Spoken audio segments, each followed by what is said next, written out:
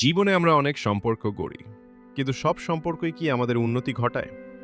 আজ জানবো এমন ৮টি লক্ষণ যেগুলো দেখলেই সম্পর্ক ছিন্ন করাই ভালো। ১, সে সবসময় আপনার স্বপ্ন নিয়ে হাসাহাসি করে। আপনি যদি বড় কিছু ভাবেন, সে বলে তুমি এসব পারবে না। ২, আপনার আত্মবিশ্বাস ভেঙে দেয়, বারবার বলে তুমি ব্যর্থ, তুমি অযোগ্য।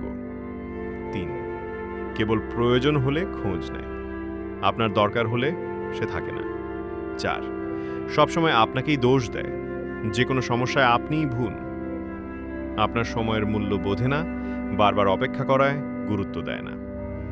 ৬, পিছনে বদনাম করে, সামনে বন্ধু কিন্তু পেছনে শত্রু। ৭, আপনার উন্নতিতে হিংসা করে, সফল হলে সে খুশি হয় না, কষ্ট পায়।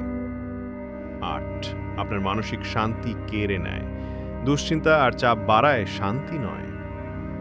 ডক্টর এপিজে আব্দুল কালাম বলেছিলেন, যে সম্পর্ক শান্তি দেয় না সেটি সম্পর্ক নয়। নিজেকে ভালোবাসুন, সাহস রাখুন, প্রয়োজনে সম্পর্ক ছিন্ন করুন। আপনি পৃথিবীতে এসেছেন জেগে ওঠার জন্য, কারো পায়ের নিচে থাকার জন্য নয়।